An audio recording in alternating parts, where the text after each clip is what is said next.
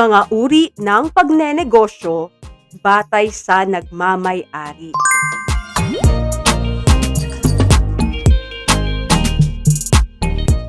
Isang inobatibong araw, grade 9. Sa likod ng bawat produktong ginagamit, serbisyong tinatangkilik at negosyong nakikita sa komunidad ay may isang taong handang mag-isip, magpasya, manguna at makipagsapalaran.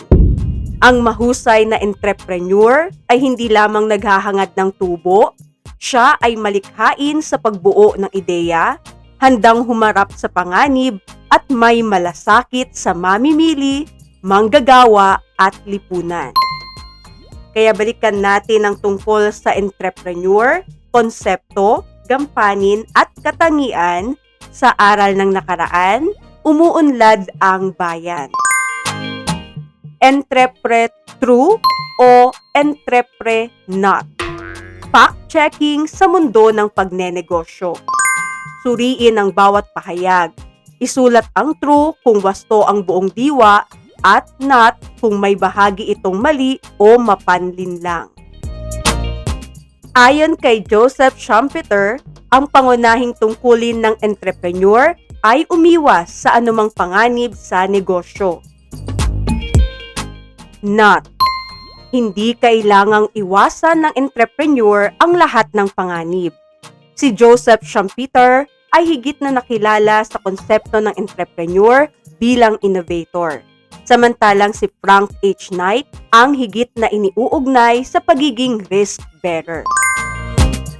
Ang isang mahusay na entrepreneur ay dapat nakapokus sa layunin, bukas sa pagbabago, malakas ang loob at may disiplina. True. Kahit mayroon ng lupa, kapital at paggawa, maaring hindi maging maayos ang produksyon kung walang entrepreneur na mag-uugnay sa mga salik na ito at magpapasya kung paano gagamitin ang mga ito. True. Masasabing matagumpay ang isang entrepreneur kapag patuloy na tumataas ang kanyang tubo kahit gumagamit siya ng mapanlinlang na patalastas, mababang kalidad na materyales at mga paraang nakapipinsala sa manggagawa at kapaligiran. Not. Hindi tubo lamang ang sukatan ng tagumpay. Mahalaga rin ang etika, kalidad ng produkto, kapakanan ng manggagawa at mamimili, at pangangalaga sa kapaligiran. Ang salitang entrepreneur ay nagmula sa salitang entreprendre na nangangahulugang isagawa o magsagawa. True. Ang isang entrepreneur ay maaaring may magandang ideya, sapat na kapital at lakas ng loob na sumubok. Ngunit ang isang ideya ay hindi pa negosyo. Nagiging negosyo lamang ito kapag nabuo ang isang organisadong sistema kung saan malinaw kung paano ito itatatag at pamamahalaan, sino ang magmamay-ari at magpapasya, paano haharapin ang pananagutan, at paano paghatian ang pakinabang mula sa operasyon. Dahil dito, mahalagang maunawaan ang iba't ibang anyo ng pagnenegosyo at kung paano nagkakaiba ang mga ito batay sa pagmamay-ari. Kaya naman layunin ng aralin na suriin at paghambingin ang iba't ibang uri ng pagnenegosyo batay sa bilang at kapangyarihan ng mga nagmamay-ari, pinagmumulan ng kapital, paraan ng pagpapasya, pananagutan, lakas at mga hamon ng bawat uri. May mahalagang papel ang entrepreneur sa pagbuo ng isang negosyo. Ngunit kapag naitatag na ang negosyo, hindi lamang ang tanong na ano ang ibebenta ang mahalagang sagutin. Mahalaga ring malaman sino ang may-ari, sino ang may kapangyarihang magpasya, sino ang umaako ng pananagutan kapag may problema, at sino ang nakikibahagi sa pakinabang kapag naging matagumpay ang negosyo. Dahil dito mahalagang maunawaan kung paano nagkakaiba ang mga anyo ng pagnenegosyo batay sa pagmamay-ari. Sino ang boss? Sino ang may say? Pagmasdan ng 4 na sitwasyon, iugnay ang bawat pahayag sa tamang larawan at tukuyin kung anong uri ng pagnenegosyo ang inilalarawan nito. Ako ang nagmamay-ari. Ako ang nagpasya. Ako rin ang sasagot. Isahang pagmamay-ari. Hindi ako nag-iisa. May mga katuwang ako sa puhunan, pagpapasya at pananagutan. Sosyohan. May bahagi ako sa negosyo dahil may hawak akong shares of stock. Korporasyon. Kasapi ako at nakikibahagi sa mga desisyong may kinalaman sa aming kapakinabangan. Kooperatiba.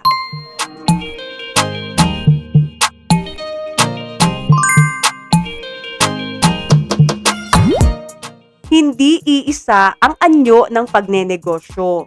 Nagkakaiba ang mga negosyo hindi lamang sa kanilang produkto o serbisyo, kundi maaari ring batay sa pagmamay-ari, laki ng operasyon, pinagmumulan ng kapital, paraan ng pamamahala at iba pang katangian.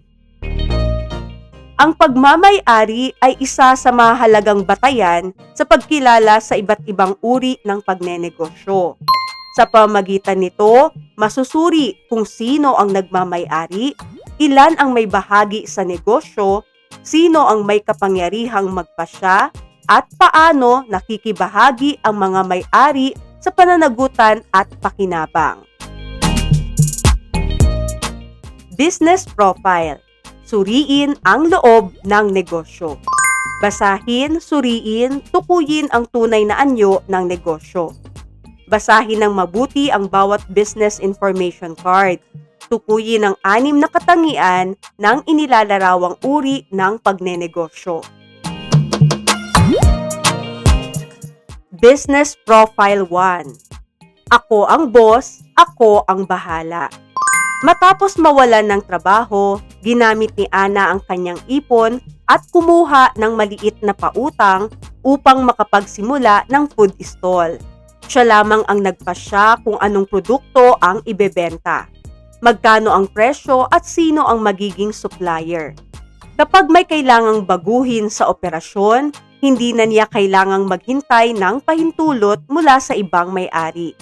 Mabilis niyang naitatag ang negosyo dahil simple ang organisasyon at direktang hawak niya ang operasyon. Ngunit limitado ang halaga ng kapital na maaari niyang gamitin. Kung hindi sapat ang kita at ari-arian ng negosyo upang bayaran ang mga obligasyon nito, maaaring maharap din sa panganib ang kanyang sariling ari-arian. Hanapin ang 6 na katangian. Nagmamay-ari. Isang tao. Kapital. Sariling pondo o utang. Pagpapasya. Mabilis at sentralisado. Pananagutan. Walang limitasyon sa pangkalahatan. Lakas. Madaling itatag, may direktang kontrol. Hamon, limitadong kapital, personal na panganib. Isahang pagmamay-ari o sole proprietorship. Sa isahang pagmamay-ari, iisang tao ang nagmamay-ari ng negosyo.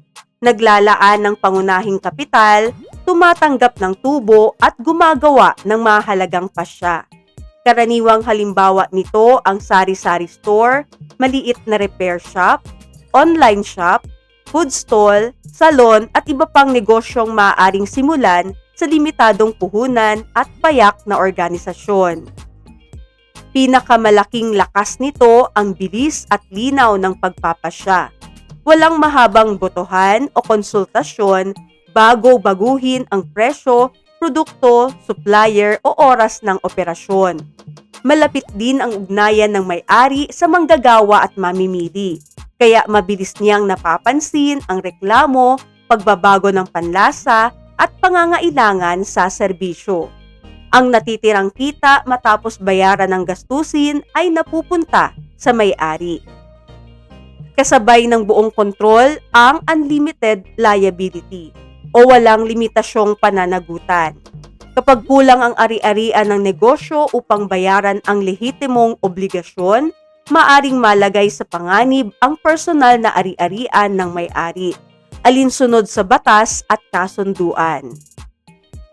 Nakasalalay din sa oras, kalusugan, kaalaman at kakayahang pinansyal ng isang tao ang operasyon.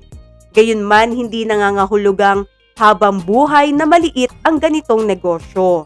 Maaari itong lumawak, kumuha ng manager o magbago ng legal na anyo kapag lumaki ang pangangailangan sa kapital at proteksyon. Business Profile 2. Mas maraming kamay, mas maraming lakas. Nais ni Ben at Carla na magtayo ng cafe. Ngunit hindi sapat ang kakayahan ng bawat isa kung sila ay mag-iisa. Nagpasya silang pagsamahin ang kanilang mga ambag, salapi mula kay Ben at kagamitan at kasanayan mula kay Carla.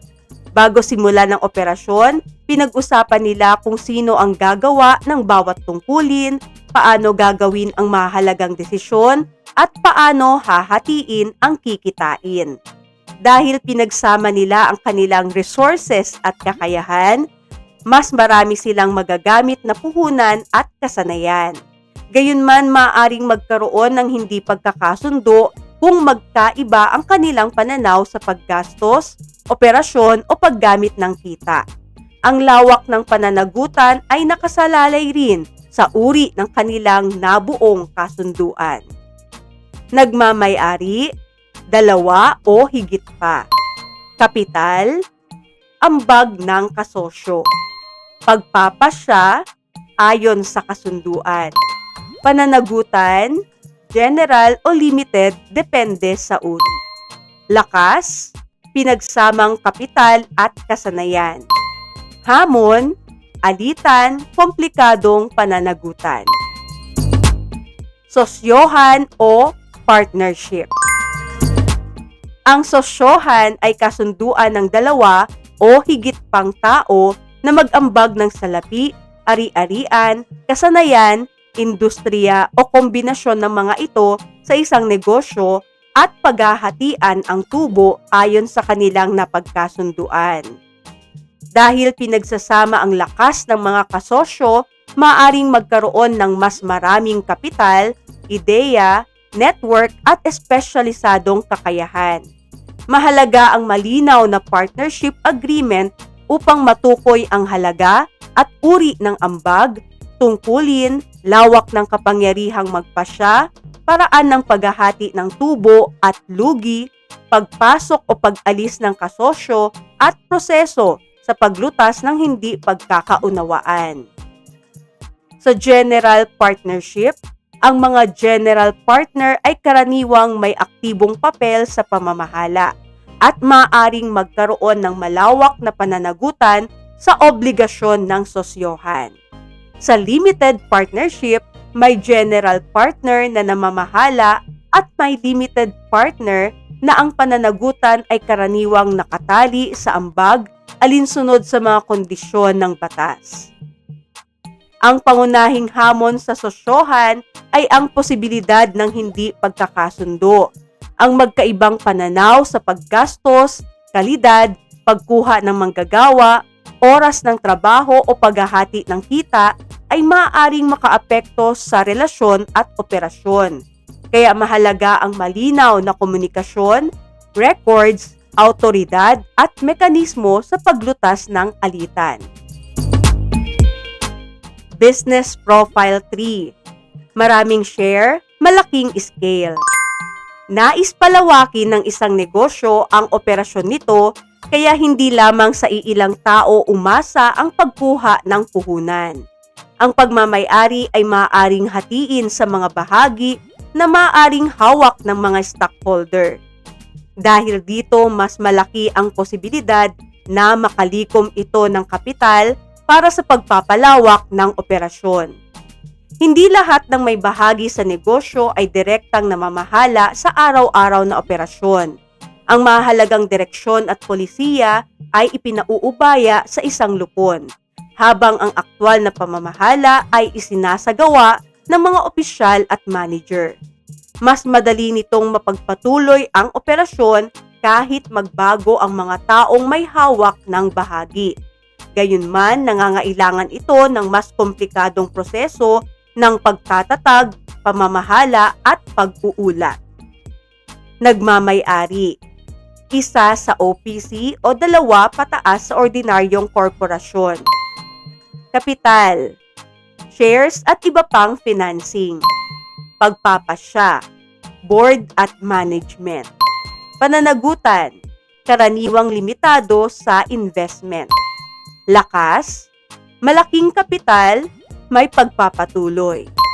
Hamon, masalimuot, reportorial at governance duties. Korporasyon. Ang korporasyon ay isang legal na katauhang hiwalay sa mga stockholder o miyembrong bumuo nito.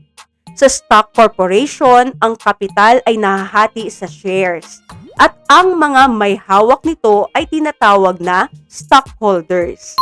Ang board of directors ang nagtatakda ng mahalagang polisiya habang ang mga opisyal at manager ang nangangasiwa sa pang-araw-araw na operasyon. Malaking bentahe ng korporasyon ang limited liability. Sa pangkalahatan, ang panganib ng stockholder ay limitado sa halagang inilagak o obligasyong kaugnay ng shares, maliban sa mga sitwasyong pinahihintulutan ng batas na papanagutin ang taong gumamit sa korporasyon para sa pandaraya o pag-iwas sa obligasyon. Mas malawak din ang kakayahan nitong makalikom ng kapital at kumuha ng propesyonal na pamamahala. Maaari itong magkaroon ng perpetual existence kaya hindi kailangang magsara dahil lamang sa pagkamatay o pag-alis ng isang stockholder. Ang tubo ng stockholder ay maaaring dumating sa anyo ng dibidendo at pagtaas ng halaga ng shares, ngunit hindi garantisado ang dibidendo. Kabilang naman sa mga hamon ang mas komplikadong pagtatatag, reportorial requirements, corporate governance at posibilidad ng burokrasya. Sa ilalim ng RA 11232 o Revised Corporation Code of the Philippines, pinahihintulutan ang one-person corporation o OPC. Kaya maaaring magkaroon ng korporasyong may iisang stockholder. Pinahihintulutan din ang mga makabagong paraan ng pakikilahok at pamamahala, alinsunod sa batas at mga regulasyon. Business Profile 4. Kapag kasapi, may bahagi. Maraming tao ang nagsama upang tugunan ang magkakatulad nilang pangangailangan. Hindi lamang sila nagbigay ng ambag upang magkaroon ng negosyo. Nais din nilang makinabang sa mga produkto o serbisyong ibinibigay nito. Ang kanilang pondo ay maaaring mabuo mula sa mga kontribusyon ng kasapi, ipon at iba pang lehitimong mapagkukunan. Sa isang primary cooperative, hindi automatikong mas malaki ang kapangyarihan ng isang kasaping may mas malaking ambag.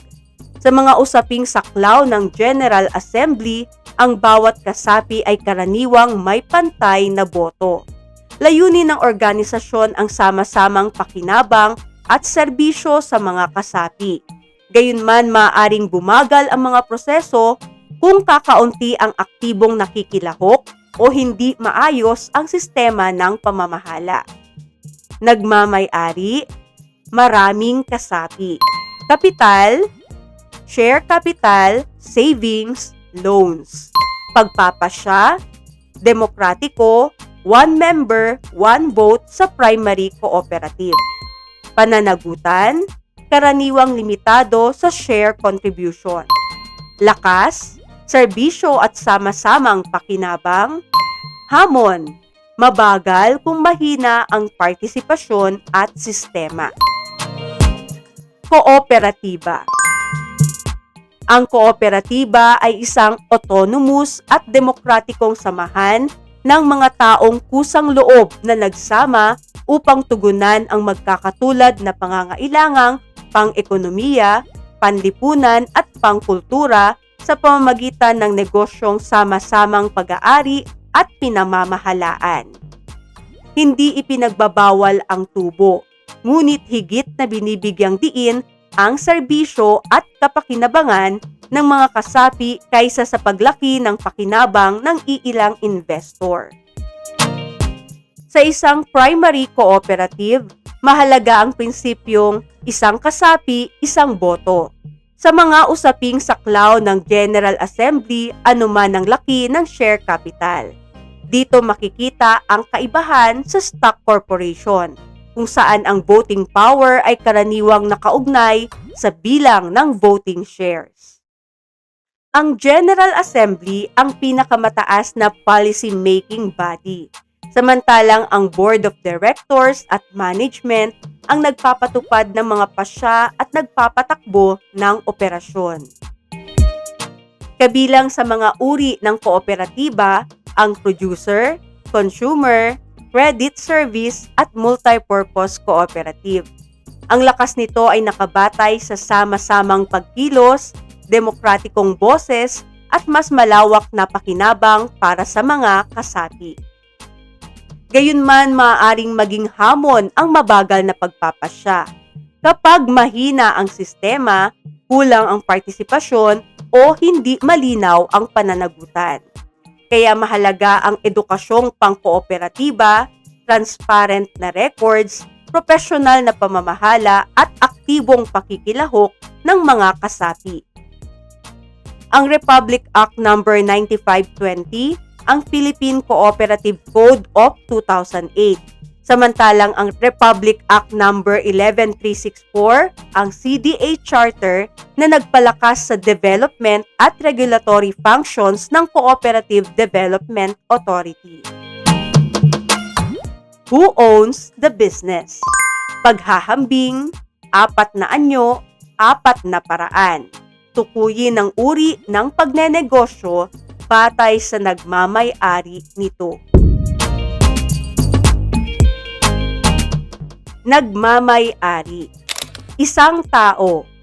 Isahang pagmamay-ari. 2 o higit pa. Sosyohan. Isa o higit pang shareholder. Korporasyon. Maraming kasapi. Kooperatiba. Kapital. Ambag ng kasosyo. Sosyohan. Share capital, savings, loans. Kooperatiba. Shares at iba pang financing, korporasyon, sariling pondo o utang, isahang pagmamay-ari. Pagpapasya. Demokratiko, pantay ang boto ng bawat kasapi. Kooperatiba. Ayon sa kasunduan, sosyohan. Mabilis at sentralisado, isahang pagmamay-ari. Board at management, korporasyon. Pananagutan. Karaniwang limitado sa investment. Korporasyon. Walang limitasyon sa pangkalahatan. Isahang pagmamay-ari. Karaniwang limitado sa share contribution. Kooperatiba. General o limited, depende sa uri. Sosyohan. Lakas. Madaling itatag, may direktang kontrol. Isahang pagmamay-ari. Pinagsamang kapital at kasanayan. Sosyohan. Serbisyo at sama-samang pakinabang. Kooperatiba. Malaking kapital at may pagpapatuloy. Korporasyon. Hamon. May alitan, may komplikadong pananagutan. Sosyohan. Mabagal kung mahina ang partisipasyon at sistema. Kooperatiba. Limitadong kapital, may personal na panganib. Isahang pagmamay-ari. Masalimuot, reportorial at governance duties. Korporasyon.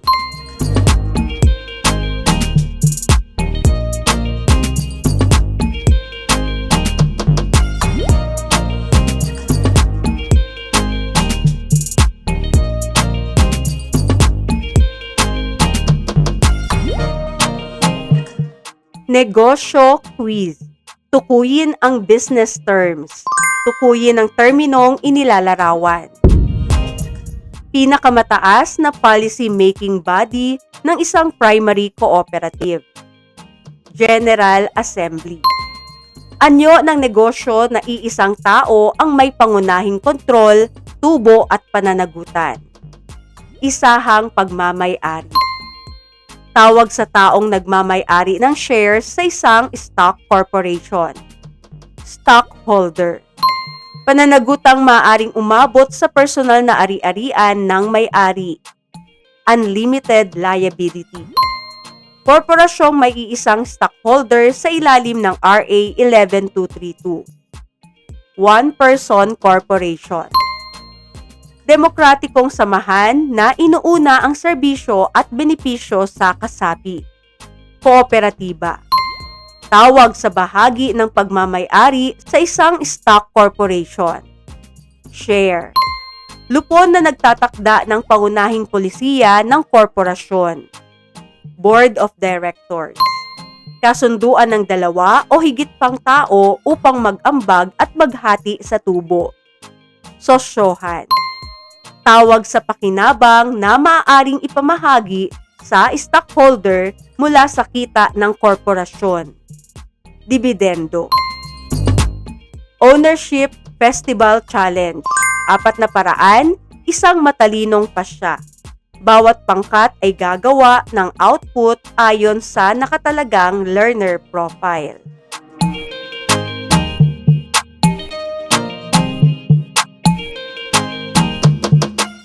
Puso, puhunan, pananagutan. Huwag lang maging may-ari, maging responsable rin. Basahin at suriin ang sitwasyon, piliin ang pinaka-responsableng pasya at ipagtanggol ang sagot batay sa mga konsepto at pagpapahalagang tinalakay. Nagsimula si Mika ng isang maliit na online food business gamit ang kanyang sariling ipon. Dahil lumaki ang negosyo, nais ng kanyang kaibigan na maglaan ng puhunan at tumulong sa pagpapatakbo nito. Nais din ng pamilya ni Mika na palawakin ang negosyo at kumuha ng mga manggagawa. Ngunit may isang problema. Upang mabilis na lumago ang negosyo, iminungkahi ng kaibigan ni Mika na huwag nang pag-usapan ng detalyado ang hatian sa tubo, mga tungkulin at pananagutan. Magkaibigan naman tayo. Kung ikaw si Mika, tatanggapin mo ba ang alok at palalawakin agad ang negosyo? O hihinto ka muna upang linawin ang lahat ng kasunduan at pananagutan? Ipagtanggol ang iyong pasya. May-ari Connect, mapa ng matalinong pagpili. Gumawa ng concept map na nag-uugnay at naghahambing sa 4 na uri ng pagnenegosyo batay sa pagmamay-ari.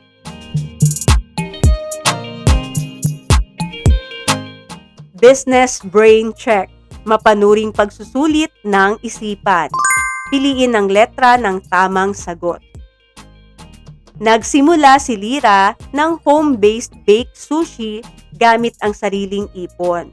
Nais niyang siya muna ang magtakda ng recipe, presyo at schedule at tanggap niya ang personal na panganib habang maliit pa ang operasyon. Aling anyo ang pinakaangkop sa kasalukuyang kalagayan? Isahang pagmamay-ari. 2 technician ang magkaibang espesyalisasyon at parehong mag-aambag ng kagamitan at pera. Nais nilang malinaw ang tungkulin at paghahati ng kita. Anong anyo ang lohikal na simula? Sosyohan. 300 magsasaka ang nais bumili ng input ng maramihan at magbenta ng ani sa mas magandang presyo. Bawat kasapi ay nais magkaroon ng pantay na boses. Aling anyo ang pinakatugma? Kooperatiba. Isang mabilis na lumalagong negosyo ang nangangailangan ng maraming mamumuhunan, professional na managers, limitadong pananagutan at pagpapatuloy kahit magbago ang mga may-ari. Aling anyo ang pinakamalapit sa pangangailangan? Korporasyon. May 4 na opsyon ang isang entrepreneur. Hindi sapat na tingnan lamang kung alin ang pinakamadaling irehistro. Aling kombinasyon ang pinakamatibay na batayan ng pagpili. Kontrol, panganib, layunin at pagpapatuloy. Ang tunay na may-ari ay hindi lamang marunong tumanggap ng tubo. Marunong siyang umako ng pananagutan, gumamit ng kapangyarihan ng may integridad, makipagtulungan ng may paggalang, at bumuo ng negosyong hindi lamang kumikita, kundi may dangal, malasakit at pananagutang nakatutulong sa kapwa at komunidad.